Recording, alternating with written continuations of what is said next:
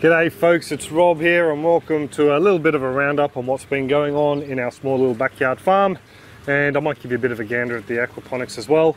I didn't really have a clip planned for this week because Bianca's been on holidays and I decided just to pretty much all just, try and spend as much time with her as I could.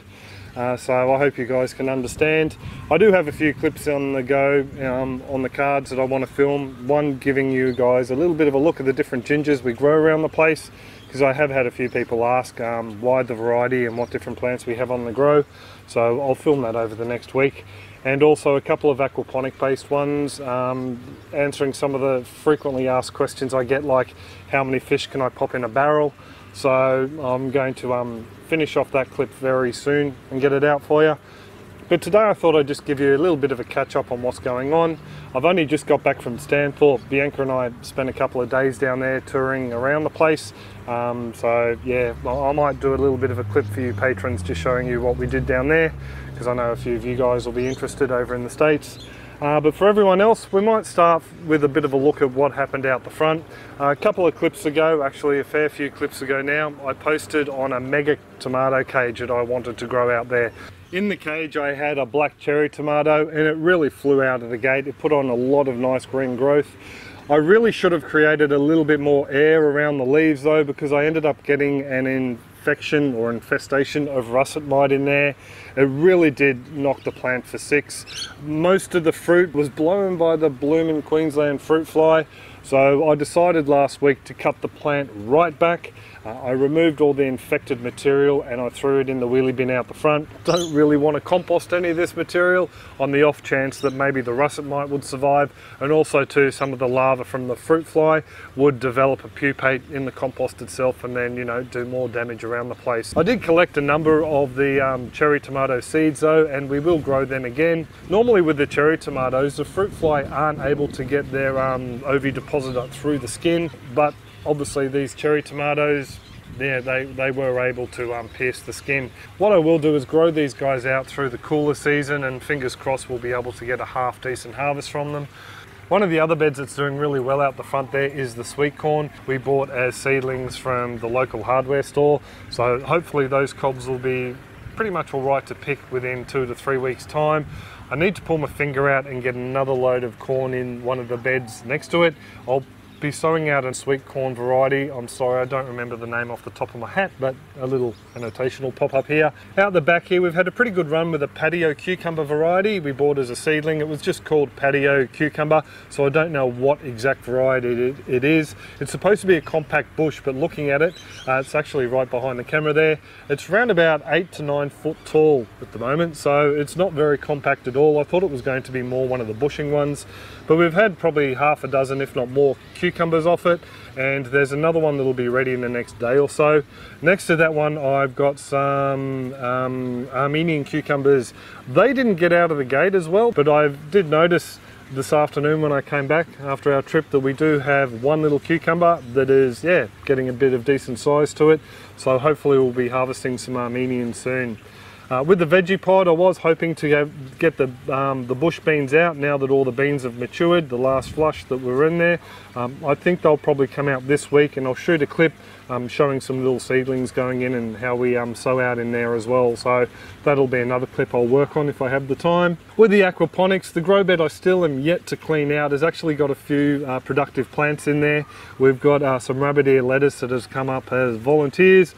They seem to be doing rather well, as well as a warrigal green or New Zealand spinach. It was looking a little bit yellow there for a while. The iron and potassium slipped off my calendar. I didn't make it a reoccurring event, so I didn't feed up the aquaponic system. I did feed it last weekend, and I have noticed that the warrigal greens have bounced back nicely. The new leaves are all nice and green. The older ones are still looking a little bit deficient, but yeah, that's just what happens. The iron goes to the new growth, so they're looking good. But yeah, other than that, not a lot has really been going on in the patch. Like I said, I did have a week off. Just quickly, I do have to thank all you folks out there in YouTube land because you guys have actually helped me grow something that I never thought would happen, and that's this channel itself. It started off basically just being a little bit of a way for me to share with people on the Simple Savings Frugal Living website when I was a member there, a stay-at-home dad, and trying to live frugally and save a few pennies. And YouTube was just a way for me to do a bit of a film of the garden, give those guys a bit of a look. Also too, family and friends down in Sydney and New South Wales, Mum wanted to show them what was growing on in the patch. So yeah, a couple of clips went up from there. And from those very, very humble beginnings, for some reason you folks decided to stick around and keep subscribing. We ended up hitting a bit of a milestone a while back. I was planning to do a very elaborate clip to announce this, but you know, I thought, you know, that's not really me. But yeah, I ended up getting 100,000 subscribers, which is pretty obvious if you look at my little counter on the website there on YouTube. So we ended up getting a plaque sent to us from YouTube. I didn't really want them to send one, but Maya and Kira sort of egged me on. I was actually, when they asked you what name to put on it, I was going to say the Hairy Git, but yeah, they made me put in the right name. So thank you to all you folks who have decided to subscribe and jump on board and support the channel. I think you guys commenting and me being able to help you with your questions and you being able to help me with my questions is worth, you know, a lot more than a little plaque that I'm going to hang up on the wall to collect dust. That's the real reason why I keep doing this, just being able to help folks out and have folks help me out when I stuff up as well. So thank you folks, I really do appreciate all the support. Yeah, I'm not really one of those gushy sort of people. I was planning on doing a little clip where I slowly get the little plaque to grow out of a wicking barrel, but it was just a little bit too elaborate, and Bianca suggested I might scratch the frame, so there you go. Yeah, so thank you very much, and for all you folks who have decided to stick around because I started getting personal. I always notice the views start to drop as soon as I notice personal stuff. I take it you folks have been around for a while and you do enjoy the clips that we put out. So as a bit of a reward, I am doing a bit of a giveaway. I'm not mentioning it here. What you need to do is you need to have a look at the link at the very bottom of the description below here, and that'll send you over to one of my web pages, and you can suss out all the information there. I would ask that you do not comment below this clip at all about the giveaway, because I only want it for you folks who do stick around, because I know there are some people who just like to go around and try and enter as many competitions as they can. This isn't about that at all. This is just to thank you folks. So anyway, I will leave it there. I do hope you're all well and happy in your gardens and aquaponic systems are booming, and I will catch you all next clip. Cheers all, and thanks. Catch ya.